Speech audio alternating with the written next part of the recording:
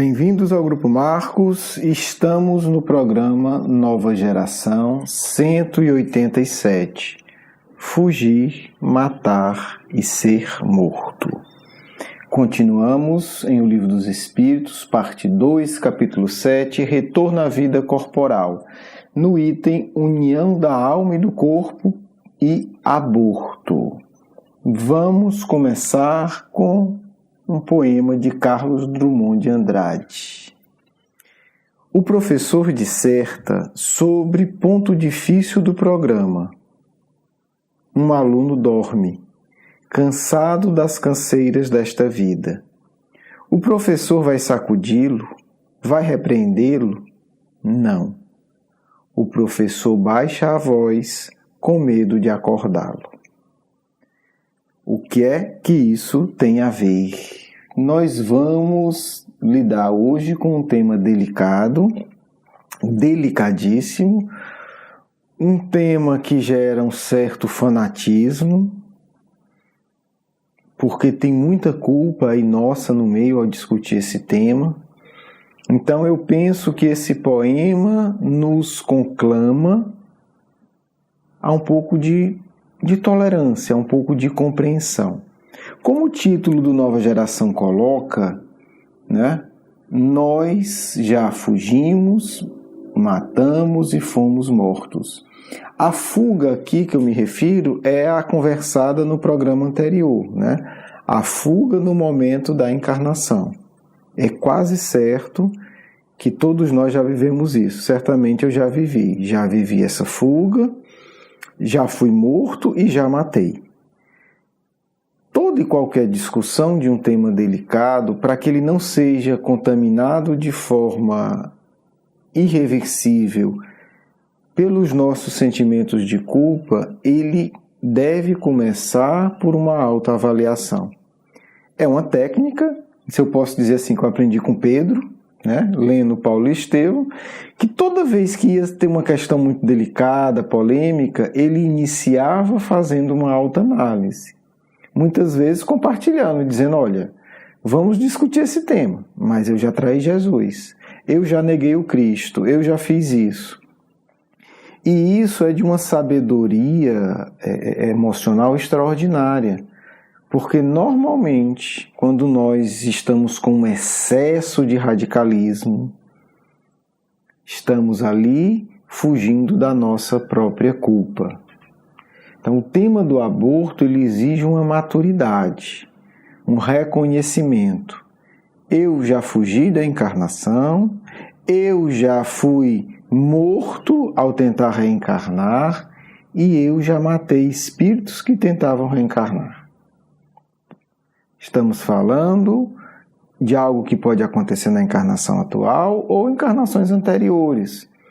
O espírita que entendeu o conceito de reencarnação não tem ilusão. Ah, porque foi numa vida passada, mas foi você mesmo. É a mesma coisa, você diz assim, não, porque hoje de manhã eu toquei fogo. Tá, foi você mesmo. Né? Espera-se que haja um processo de amadurecimento, mas há algo a ser lidado.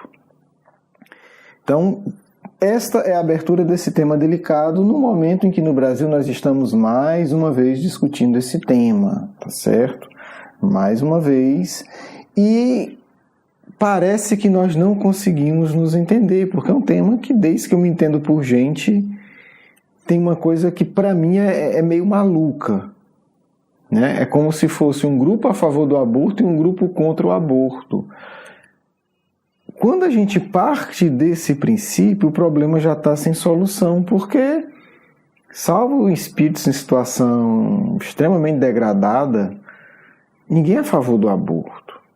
Eu não conheço ninguém que se vangloria de ter feito aborto. O aborto, ele é sempre uma opção traumática. Sempre. Não existe aborto que não seja uma opção traumática. Porque, independente de qualquer coisa, a pessoa fica com a referência. Ah, faz 10 anos, meu filho estaria com essa idade. Aí passa um ano, ele diz, eu deveria ter tido filho. Aí passa 4, ainda bem que eu não tive. Aí passa mais 6 meses, ai meu Deus, como eu me sinto só, e etc. Então é sempre uma opção traumática. Ninguém faz aborto por prazer. Ninguém faz aborto porque quer. Talvez se a gente partisse dessa compreensão e todos nos uníssemos para estimular uma política séria de prevenção da gravidez indesejada, eu acho que pelo menos a grande parte desse problema estaria resolvido. Ninguém engravida para abortar. Ninguém diz, vou tentar engravidar para depois eu fazer um aborto porque vai ser legal. Não existe isso. Então a gente não pode ter um grupo contra e a favor de uma coisa que, né, por definição, é uma tragédia. É uma tragédia. Ninguém aborta como quem vai passear em outro país, como quem vai fazer compra, como quem pratica um hobby. Não existe isso. Certo? Então, é um tema que, independente onde nós estejamos, é fundamental ter essa delicadeza, entender a dor do outro, né? Como diz aqui o poema, né? Dorme cansado das canseiras desta vida. Então, muitas vezes o outro está extremamente cansado, né? Das canseiras da vida que todos nós conhecemos. É importante ter esse carinho. Vamos agora mergulhar em o Livro dos Espíritos, certo? Kardec, como sempre, vai discutir várias questões, né? Várias. 355. Há, como a ciência indica, crianças que desde o seio materno não são viáveis. Né? E com que objetivo isso acontece? Né? A primeira é meio uma pergunta, uma afirmação que é óbvio, né? Aí Kardec pergunta, isso acontece por quê? Os espíritos dizem, sim, isso se dá frequentemente. Deus o permite como prova, quer para os pais, quer para o espírito designado para assumir o seu lugar. Quer dizer, então quando o espírito, olha que coisa interessante, quando o espírito de fato precisa viver uma experiência, entre aspas, de aborto, ou do que se chama de aborto natural, a própria natureza providencia. Então você não tem que fazer aborto porque aquele espírito tem que viver aquela experiência dolorosa. Quando nós precisamos de experiências dolorosas, nenhum filho de Deus é convocado a realizá-las em nós. Né? O que vai acontecer é que a própria natureza vai dar uma disfunção, alguma coisa, e vai ser feito o aborto. Então, aqui é para a gente entender que, do ponto de vista espírita, não se pode argumentar a favor de se provocar o aborto em desculpa de um certo karma. Né? 356. Há natimortos que não tenham sido destinados à encarnação de um espírito? Sim, aqueles que nunca tiveram espírito destinado aos seus corpos. Quer dizer, se o óvulo é fecundado e nenhum espírito liga, não vai gerar um ser, né? Não vai gerar um ser humano. Vou avançar, né? Vocês podem ler aí, para as questões que mais tocam o que a gente está desenvolvendo aqui. Quais são, para o espírito, as consequências do aborto? Os espíritos dizem, é uma existência nula que terá que recomeçar. Né? De um ponto de vista mais nosso, eu diria, é uma grande frustração. No final das contas, é isso. Do ponto de vista de quem está reencarnando, o aborto é uma profunda frustração, muitas vezes ligado a uma profunda dor de rejeição. O aborto é uma expulsão. Alguém chega e diz, não, você está se dispondo a fazer parte desse grupo, mesmo que você não queira, né, ou que não gosta, mas na experiência que você está convencido que tem que ter, mas nós não aceitamos você. Então, quando nós estamos encarnando e vivemos o aborto, nós vivemos uma frustração. Nós vivemos uma experiência de rejeição. Nós vivemos uma experiência de abandono. E nós vivemos uma experiência de projetos frustrados. Ninguém reencarna na Terra achando que vai ser feliz. Isso é tolice. Mas a gente reencarna achando, né, com a esperança sincera de conquistar a felicidade no meio das batalhas da Terra. Felicidade futura, mas ainda assim felicidade. Então tudo isso é adiado. Aí Kardec, na questão seguinte, vai ver agora do ponto de vista de quem provoca o aborto. Constitui um crime o aborto voluntário, né, porque ele já tratou do involuntário, qualquer que seja a época da concepção. Gente, essa pergunta é mais avançada e mais científica do que a maioria de nós percebe, salvo quem está atualizado nas discussões sobre aborto. Porque há toda uma questão que é a seguinte: a partir de quando é aborto? Com uma semana de gravidez é aborto? Com um mês de gravidez é aborto? Ou o aborto só ocorre depois de 3 meses? Né? Até 3 meses eu não vou considerar aborto e etc. Então, essa pergunta de Kardec, ela se antecipa a toda uma discussão extremamente atual hoje e às diversas opiniões. O judaísmo, por exemplo, ele considera que a encarnação só se dá de fato com 40 dias de gravidez. Então, tudo o que aconteça antes desses 40 dias não é considerado realmente grave. Vamos ver a opinião dos espíritos. Né? Então, Kardec evita, até para não cair em polêmicas inúteis, citar todo mundo. Mas é óbvio que ele é um grande intelectual. Então, quando ele faz uma pergunta dessa, ele conhece várias outras concepções. Né? Conhece a concepção judaica, conhece a concepção daqueles que dizem não, que até o 9º mês não tem problema, só quando nasce é que é vida. Ele conhece tudo isso, só que se ele fosse discutir cada um desses itens, seria uma enciclopédia e não o Livro dos Espíritos. Então Kardec está facilitando a nossa vida e nos propondo esse trabalho de refletir. Resposta dos espíritos. Então isso é fundamental. Tem gente que diz, não, a encarnação só se dá quando o espírito nasce. Não, só se dá com 40 dias depois da fecundação. Hoje, né, 2018, existe a chamada pílula do dia seguinte. O que é isso? Né? Significa que você teve uma relação sexual hoje, engravidou, ou está com medo, né? Porque você não vai saber, mas existe a possibilidade. Depois você toma um comprimido e aquele comprimido evita a gravidez se ela existir. É um aborto. Se nós entendermos que a gravidez se dá justamente na concepção. Porque se o óvulo foi fecundado, o espírito está ali, e você toma qualquer coisa para liberar, vai liberar tudo. Né? O óvulo fecundado e o espírito ligado. Vamos ver a resposta dos espíritos. Então, assim, é uma questão que não é uma questão tola, não é uma questão teórica, não é uma questão para ficar discutindo, simplesmente. Resposta: há sempre crime quando transgredis a lei de Deus. E aí, gente, assim, mais uma vez, todos nós cometemos esses crimes. Ou se eu posso falar, não posso falar de todo mundo, né? Mas eu posso dizer que eu já cometi todos esses crimes. Então não há nenhuma condenação, mas é importante que a gente se esclareça para evitar cometer daqui para frente.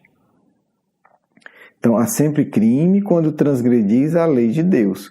A mãe ou qualquer outra pessoa cometerá sempre um crime, tirando a vida de uma criança antes de seu nascimento. A gente já discutiu aqui, já foi falado, que o espírito se liga no momento da concepção.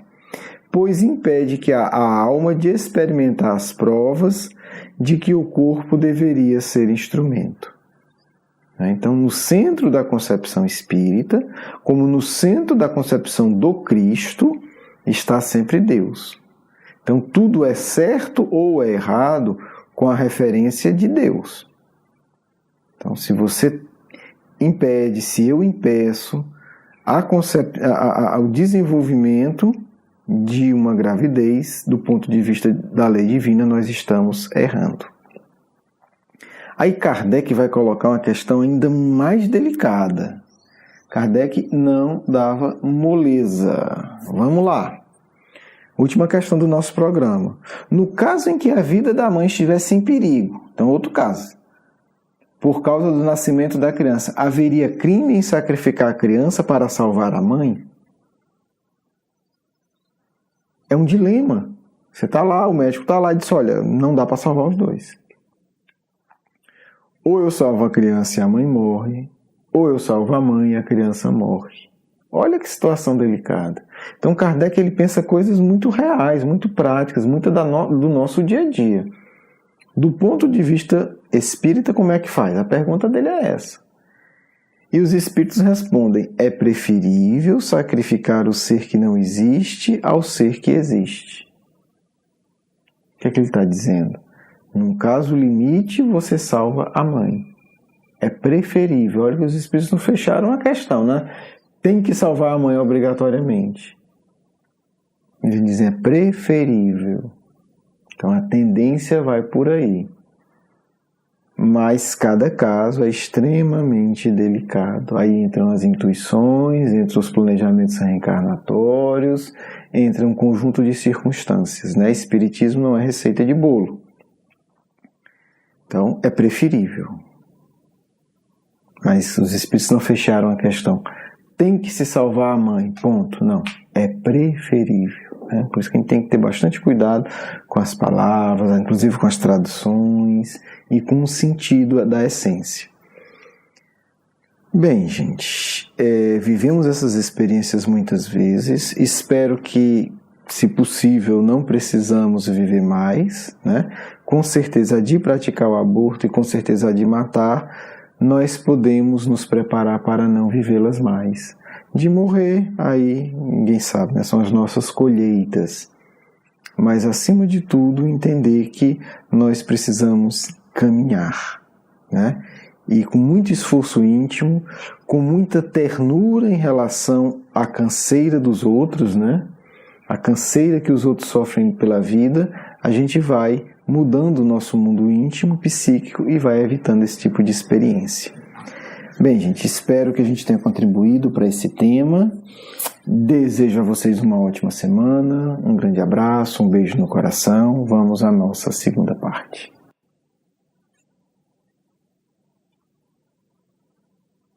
Filhos, que se faça vida em seus corações a partir da ligação buscada, desejada, alimentada, a ligação com o Cristo.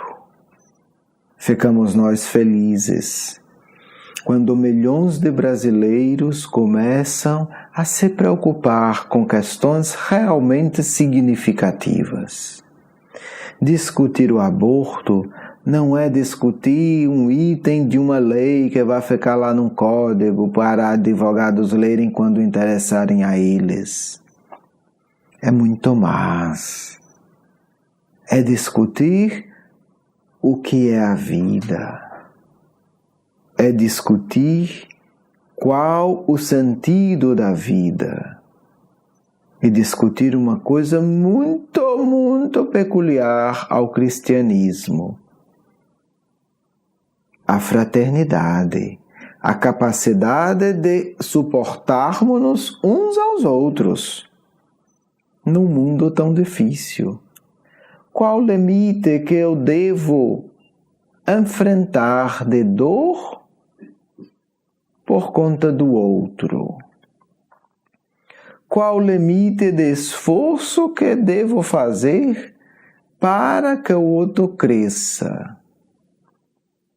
A relação da maternidade não é simplesmente uma função biológica e social, meus filhos. É uma relação de seres. É um padrão que deve se instalar no coração dos sábios. O que é gravidez? É alimentar o outro com as próprias energias para que o outro cresça. É o investimento sublime que dá de si para que o outro se torne autônomo. A gravidez começa com um vínculo biológico e a maternidade verdadeira se conclui com a liberdade emocional do outro. Claro, na Terra vocês não conseguem viver esse ciclo. Porque mães querem ser dona de filhos e filhos. Porque filhos não querem crescer para a luz. Então, vivem ainda enrolados aí nessas confusões. Mas são ensaios. em que se aprende a se doar ao máximo pelo outro, ao mesmo tempo em que se impulsiona o crescimento do outro. Não deve fazer assim os professores com os alunos, os mestres com os discípulos, os amigos verdadeiros. Não fez assim o Mestre? Não nos alimentou de suas melhores energias para que nos libertássemos, não para que o servíssemos no sentido de satisfação inferior. Não. Sempre quis o Mestre sirvam a Deus. Eu apenas venho ensinar a vocês o que é isso. Eu apenas venho mostrar a vocês como se deve fazer. Mas nós, seres humanos da Terra, não suportamos a presença do Cristo e o matamos.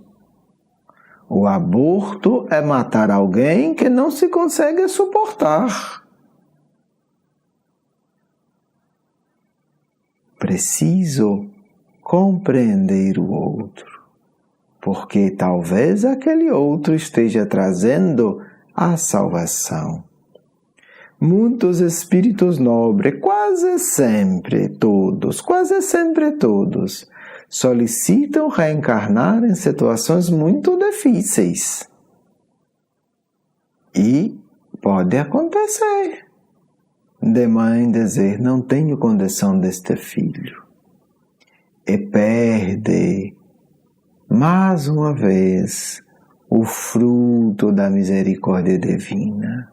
Poderia ter um espírito lindíssimo em seus braços, mas não quer. A bênção vem para aqueles que suportam as dores da vida com amor, com abnegação, sem excesso, sem lamentação. Por isso, filhos, não pensem os homens que não têm nada a ver com isso, porque também têm que aprender a mesma coisa com uma técnica diferente. Alimentar outros seres para que eles cresçam, se fortaleçam, se iluminem, porque apenas teremos relações de paz, saudáveis e nobres, quando esse modelo da verdadeira maternidade estiver no coração das pessoas da Terra. Porque, para ser sincero, não é modelo da maternidade. A maternidade é um exemplo, belo, mas apenas um. Falamos aqui do modelo de relação de Deus com todo o universo, com todas as criaturas, com todos os seres, plantas, animais, tudo. Tudo o Pai gesta. Nós nascemos, se me permite uma imagem, no útero divino. Nós vivemos dentro de Deus. E o Pai jamais nos aborta. Ele nos alimenta e nos estimula ao crescimento verdadeiro para que possamos participar de maneira mais plena de sua felicidade. Por isso, filhos, lutem dentro de vocês para que vocês nunca matem ninguém emocionalmente, porque se vocês deixarem de fazer isso, a morte sumirá da terra, a morte violenta. Paz a todos, do amigo espiritual de sempre. Quero agradecer o seu carinho, a sua atenção, e para conhecer mais do nosso curso Educação Espírita, um convite à juventude, do nosso programa Nova Geração e os nossos livros, por favor, visite o nosso blog, grupomarcos.com.br. Você é muito bem-vindo. Um grande abraço.